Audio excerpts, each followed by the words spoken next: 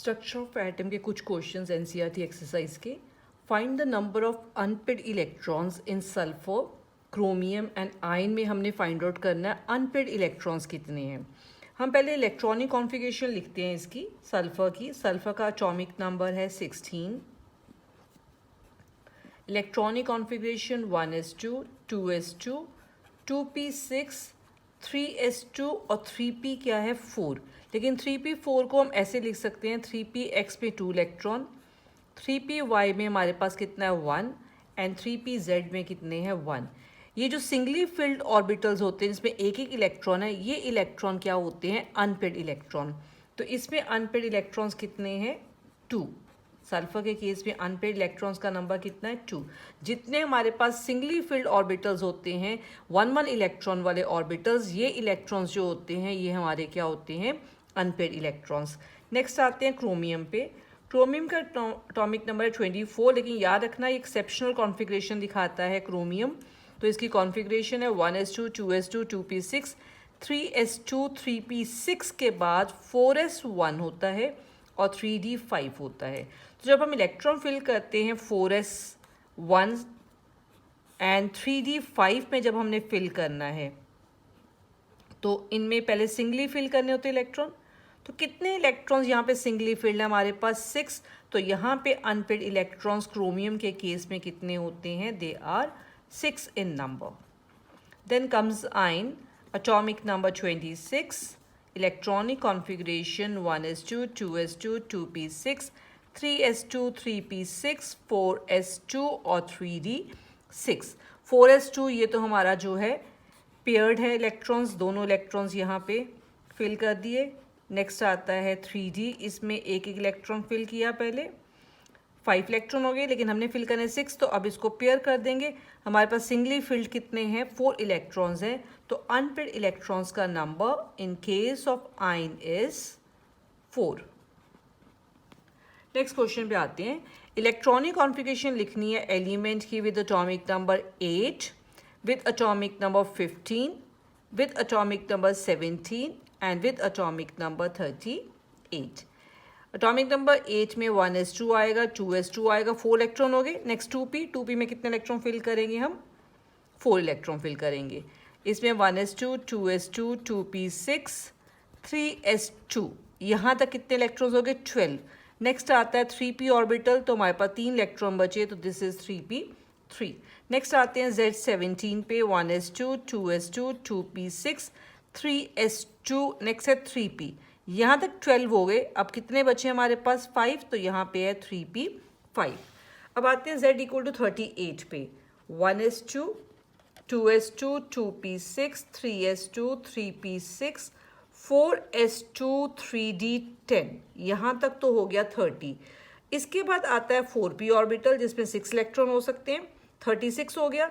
अब 2 इलेक्ट्रॉन और बचे। नेक्स्ट ऑर्बिटल आता है 5s जिसमें हम 2 इलेक्ट्रॉन्स को फिल करेंगे। तो ये electronic configuration of element with atomic number 38 की। नेक्स्ट क्वेश्चन पे आते हैं इसके बाद।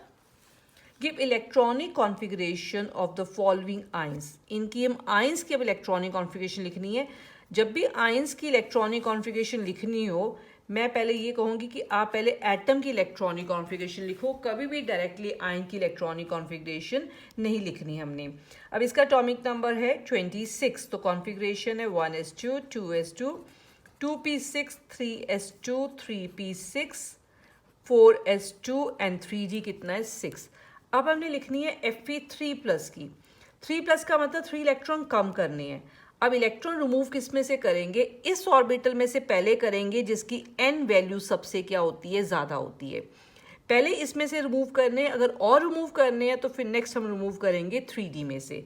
तो 1s2, 2s2, 2p6, 3s2, 3p6, 4s 0 हो जाएगा और 3d कितना हो जाएगा 5। तो ये कॉन्फ़िगरेशन बन जाएगी Fe3+ की। अब आते हैं सल्फर पे। सल्फर की electronic configuration 1s2, 2s2, 2p6, 3s2 and 3p4, 16 electrons हो गए। S2- का मतलब इसमें 2 इलेक्ट्रॉन्स ऐड करने हैं, तो इसमें 2 इलेक्ट्रॉन्स ऐड करेंगे तो this one will become 3p6। इसको कॉपी करके यहाँ पे हम क्या कर लेंगे 3p6। नेक्स्ट एलिमेंट है chromium which shows exceptional configuration 1s2 2s2 2p6 3s2 3p6 4s1 है और 3d क्या है 5। अब सी या 3 प्लस की कॉन्फ़िगरेशन लिखनी है तो एक इलेक्ट्रॉन इसमें से रिमूव करेंगे, दो इसमें से रिमूव करेंगे, so this one will become 4s0 and 3d क्या हो जाएगा 3। 4s0 को हम लिख सकते हैं या इसको हम रिमूव भी कर सकते हैं, जैसे इस केस में हमने क्या किया था 4s को रिमूव किया था। नेक्स्ट क्रोमियम के बाद आता है सोडियम। सोडियम की configuration 1s2 2s2 2p6 3s1, तो Na प्लस की क्या होएगी, इसमें से एक इलेक्ट्रॉन मूव करेंगे बिकॉज इसकी n वैल्यू क्या है सबसे ज़्यादा है। 1s2 2s2 2p6 हो जाएगी कॉन्फ़िगरेशन Na प्लस की। नेक्स्ट आते हैं O2 माइनस पे, सॉरी पहले O पे आते हैं।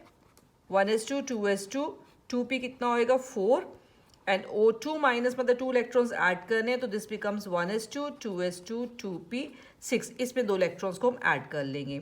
Next is F 1s2 2s2 2p कितना आएगा 5 और F माइनस में इसमें एक इलेक्ट्रॉन और ऐड करेंगे and this becomes 1s2 2s2 and 2p6। इस तरीके से हम आयंस की क्या कर सकते हैं इलेक्ट्रॉनिक कॉन्फ़िगरेशन को लिख सकते हैं। नेक्स्ट आता है इनमें से कौन से वाले स्पीशीज जो हैं वो आइसोइलेक्ट्रॉनिक है, और क्वेश्चन में ही इसका मीनिंग गिवन है। आइसोइलेक्ट्रॉनिक मतलब जिनके पास सेम नंबर ऑफ क्या होते हैं इलेक्ट्रॉन्स होते हैं। तो Na plus K plus Mg2 plus Ca2 plus S2 minus और Ar में पहले हम क्या लिखते हैं कि इनमें इलेक्ट्रॉन्स जो हैं वो कितने हैं इलेक्ट्रॉन्स। सोडियम का एटॉमिक नंबर 11 है, प्लस का मतलब एक इलेक्ट्रॉन रिमूव कर दिया तो ये कितने हो गए 10। पोटाशियम का एटॉमिक नंबर 19 इलेक्ट्रॉन्स, प्लस का मतलब एक इलेक्ट्रॉन रिमूव करेंगे and this becomes 18। Magnesium atomic number 12, 2 plus मतलब 2 इलेक्ट्रॉन्स रिमूव किए तो दिस बिकम्स 10। कैल्शियम का atomic number 20, 2 plus means 2 electrons remove करेंगे सो दिस बिकम्स 18। सल्फर का atomic number 16, 2 minus means 2 electrons add किए so this becomes 18 and argon atomic number 18 so they are 18 electron.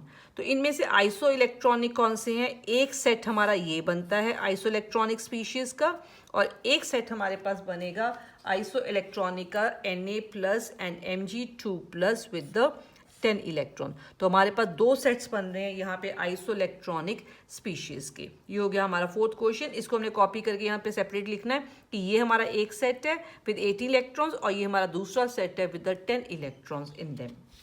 5th question, what is the lowest value of n that allows g orbitals to exist, जिसमें g orbitals exist कर सकते हैं। हमने l की value 0 1 2 लिखा था। 0 के लिए l s होता है, ये p होता है, ये d होता है और 3 के लिए क्या होता है f के बाद अगर हम यहाँ पे 4 लें तो कौन सा ऑर्बिटल आ जाएगा हमारे पास g ऑर्बिटल आ जाएगा। तो n की कौन सी वैल्यू लोएस्ट लिए जाए कि जिसमें g ऑर्बिटल एग्जिस्ट करेगा, तो हम क्या लिखेंगे n इक्वल टू 5 में जो है g ऑर्बिटल एग्जिस्ट करेगा because for l equal to, जब हम l को क्या लेंगे यहाँ पे 4 लेंगे देन g ऑर्बिटल एग्जिस्ट करते हैं, g ऑर्बिटल्स एग्जिस्ट। और l की वैल्यू 4 का मतलब क्या होता है कि n की वैल्यू हमेशा l की वैल्यू से एक वैल्यू क्या होती है ज़्यादा होती है, इसलिए n की वैल्यू क्या होनी चाहिए यहाँ पर 5, तभी l की वैल्यू क्या आएगी हमारे पास 4 आएगी। नेक्स्ट क्वेश्चन पे आते हैं, how many electrons in an atom have the following quantum numbers, कितने इलेक्ट्रॉन्स जो हैं एटम में जिनमें ये क्वांटम नंबर हो सकते हैं। अब फर्स्ट पार्ट पे आते हैं, अगर हमने n की वैल्यू को क्या लिया 4 लिया और ms की वैल्यू कितनी है -1/2, मतलब स्पिन क्वांटम नंबर हमारा जो है वो -1/2 है। अगर n की वैल्यू 4 है तो यहाँ पे टोटल इलेक्ट्रॉन्स जो होंगे इस शेल में they can be calculated by the formula 2n² से।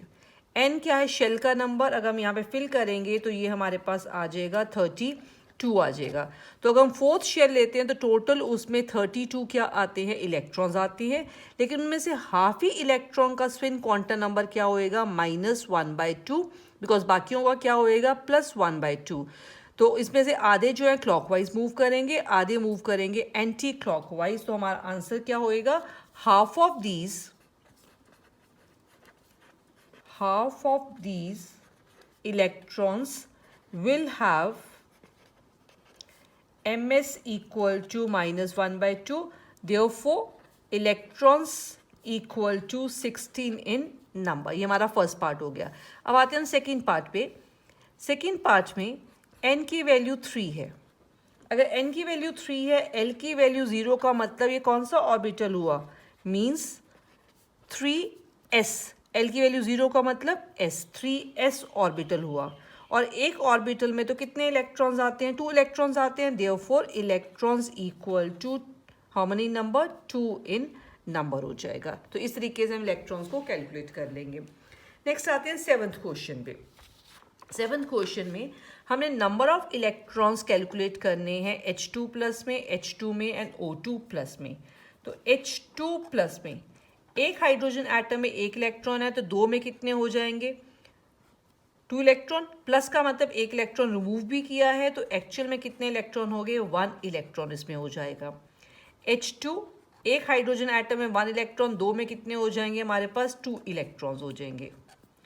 O2 प्लस एक ऑक्सीजन में कितने इलेक्ट्रॉन्स होते हैं? टोटल इन नंबर हमारे पास ऑक्सीजन में इलेक्ट्रॉन्स होते हैं 8, दूसरे वाले में भी 8 एंड प्लस का मतलब एक इलेक्ट्रॉन रिमूव किया, तो टोटल इलेक्ट्रॉन्स कितने हो जाएंगे? हमारे पास 15 इन नंबर हो जाएंगे. ये हो गया हमारा सेवन्थ क्वेश्चन. अब आते हैं एट्थ क्वेश्चन. इसमें छोटी सी डेरिवेशन करनी है हमने. Show that circumference of the Bohr orbit. Bohr orbit का जो सर्कमफ्रेंस है, सर्कमफ्रेंस मतलब 2πr जो है, वो इंटेग्रल मल्टीपल किसका है? डिब्रॉय वेवलेंथ का है. डिब्रॉय वेवलेंथ लैम्डा, इंटेग्रल मल्टीपल मतलब n लैम्डा. तो हमने क्या यहाँ पर डिराइव करके दिखाना है? 2πr is equal to n lambda के इक्वल होता है फॉर हाइड्रोजन एटम के लिए ऑफ द बोहर्स ऑर्बिट में. तो इसमें हम यूज करते हैं बोहर का पॉस्टुलेट है एक. अकॉर्डिंग टू बोहर पॉस्टुलेट जो हमें एंगुलर मोमेंटम के बारे में बताता है, MVR क्या है? एंगुलर मोमेंटम इलेक्ट्रॉन का. According to this postulate angular momentum is equal to NH upon हमने क्या पढ़ा था? 2π पढ़ा था. तो इसको रीअरेंज करते हैं. 2π को इस साइड ले आते हैं, MV को इस साइड लेके आते हैं, तो हमारे पास आ जाएगा ये 2πr equal to NH upon हमारे पास क्या आ गया? MV. इसको इक्वेशन 1 लिख देते हैं. और एक हमारे पास है डिब्रॉय इक्वेशन. डिब्रॉय इक्वेशन का फॉर्मूला हम लिखते हैं. अकॉर्डिंग टू डिब्रॉय इक्वेशन लैम्डा किसके इक्वल होता है? H अपॉन MV के. तो ये जो फॉर्मूला है lambda is equal to H upon MV, इसको हम इस फर्स्ट इक्वेशन में फिल करते हैं. ये H अपॉन MV की जहाँ पे हम क्या लिख लेते हैं? लैम्डा लिख देते हैं. तो fill values of equation 2 in equation 1. तो हमारे पास क्या आ जाएगा यहाँ पे? 2πr is equal to n lambda आ जाएगा. अगर हम यहाँ पे फिल करते हैं लैम्डा की वैल्यू को, यहाँ पे लैम्डा किसके इक्वल है? H/mv. तो यहाँ लैम्डा अगर आ जाएगा तो 2πr किसके इक्वल आ गया? n लैम्डा के इक्वल आ गया. यही हमने यहाँ पे क्या करना था? प्रूव करके बताना था कि जो हमारा हाइड्रोजन एटम है उसमें इंटेग्रल मल्टीपल होता है सर्कमफ्रेंस बोहर ऑर्बिट का ऑफ द डिब्रॉय इक्वेशन के, डिब्रॉय वेवलेंथ के. तो circumference of the Bohr orbit for hydrogen atom is integral multiple of the de Broglie wavelength which is associated with the electron moving around the orbit. ये हमारा सब question में लिखा हुआ है. सिर्फ हमने जो है बोहर पॉस्टुलेट लेना है और डिब्रॉय इक्वेशन लेनी है, और दोनों को हम मिला के क्या बना लेंगे? यहाँ पे ये इक्वेशन बना लेंगे. 2πr is equal to n lambda. अब आते हैं 9th क्वेश्चन पे. डायमीटर एक कार्बन एटम का, सपोज करो ये कार्बन एटम है, इस कार्बन एटम का ये जो डायमीटर है ये गिवन है 0.15 nanometre. Calculate number of carbon atoms which can be place side by side. हमने यहाँ पे side by side carbon atoms को प्लेस करना है in a straight line across the length scale of 20 centimetre. कितनी लेंथ तक हमने इनको अरेंज करना है? 20 सेंटीमीटर तक हमने अरेंज करना है. अगर एक कार्बन एटम का डायमीटर इतना है तो कितने कार्बन एटम ऐसे प्लेस किए जाएं साइड बाय साइड कि 20 सेंटीमीटर लॉन्ग हमारे पास लेंथ में ये प्लेस हो सकें? तो अब इसके लिए क्या करेंगे, यूनिट पहले दोनों की क्या करेंगे, सेम करेंगे। इसको भी मीटर में कर लेते हैं, इसको भी मीटर में चेंज कर लेते हैं। Diameter of carbon atom 0.15 nanometre given है, 10⁻⁻⁹ से मल्टीप्लाई करके इसको मीटर में कन्वर्ट कर लेते हैं। और कितनी लेंथ हमारे पास है, length along which carbon atoms are to be placed equal to 20 centimetre. इसको भी मीटर में कन्वर्ट कर लेते हैं, तो 20 इंटू 10⁻⁻² मीटर हमारे पास आ जाएगा। अब 0.15 इंटू 10⁻⁻⁹ मीटर ये जो है ये किसके इक्वल है, 1 कार्बन एटम का साइज है। लेकिन हमारे पास टोटल कितनी लेंथ है, अगर इतनी हम लेते 20 इंटू 10⁻⁻² मीटर लेते तो कितने कार्बन एटम्स आते। यूनिटरी मेथड यूज करेंगे, इतने में इक्वल टू 1 कार्बन एटम है और इतने साइज में हमारे पास कितने कार्बन एटम जो हैं वो फिट हो सकते हैं। इसको कैलकुलेट करने के बाद हमारे पास आंसर आ जाएगा 1.33 इंटू 10⁻⁹ कार्बन एटम्स। इतने कार्बन एटम्स को हम प्लेस कर सकते हैं। Next question, an element with mass number 81, element का मास नंबर कितना है 81, और mass number equal to proton plus क्या होता है neutron, which is equal to 81। 31.7% इसमें न्यूट्रॉन ज़्यादा हैं एज कंपेयर टू प्रोटॉन। तो न्यूट्रॉन कितने हुए according to question, 31.7% of, let proton को हम सपोज कर लेते हैं एक्स हैं, प्रोटॉन्स कितने हमारे पास एक्स नंबर है, तो देयरफॉर न्यूट्रॉन कितने हैं, इतने क्या है न्यूट्रॉन ज़्यादा हैं। तो टोटल न्यूट्रॉन कितने हुए, अगर इतने हमने प्रोटॉन्स लिए, प्रोटॉन्स के कंपैरिजन में इतने न्यूट्रॉन्स क्या हैं ज़्यादा हैं, तो न्यूट्रॉन का नंबर क्या हुआ, जितने प्रोटॉन प्लस जितने क्या हो जाएंगे एक्स्ट्रा यहाँ पे हो जाएंगे proton, which will become equal to the neutron. इस इक्वेशन को सॉल्व करके 1.317x आ जाएगा हमारे पास। इसका मतलब इस वैल्यू को इसमें फिल करो, mass number is equal to, proton हमने सपोज किया x और न्यूट्रॉन हमने कितने कैलकुलेट कर लिए 1.317x हो गया, और मास नंबर गिवन है यहाँ क्वेश्चन में 81 equal to x plus 1.317x। इसको ऐड करेंगे, दिस बिकम्स 2.317x। x की वैल्यू आ जाएगी हमारे पास 81/2.317। This will be equal to 35 आ जाएगी ये वैल्यू हमारे पास। 10 प्रोटॉन्स कितने हो गए, बिकॉज प्रोटॉन हमने x के इक्वल लिखे, तो प्रोटॉन्स कितने हो गए हमारे पास 35। That is atomic number element का कितना हो गया 35। और क्वेश्चन क्या था, इसका एटॉमिक सिंबल हमने असाइन करना है, हेंस सिंबल इज, अगर तो हमें पता है कि 35 एटॉमिक नंबर Br का है तो हम यहाँ पे 35 और यहाँ पे हम क्या लिखेंगे मास नंबर ऐसे लिख देंगे। अगर हमें ये नहीं पता है कि एटॉमिक नंबर 35 Br का है तो कोई भी in general X A B कोई भी सिंबल हम सपोज कर लेंगे। यहाँ हम लिखेंगे atomic number as the subscript और सुपरस्क्रिप्ट हम क्या लिख लेंगे यहाँ पे mass number. So this is atomic symbol of this element. ये हमारे क्वेश्चंस हो गए कुछ स्ट्रक्चर ऑफ एटम चैप्टर के जो NCERT एक्सरसाइज में है।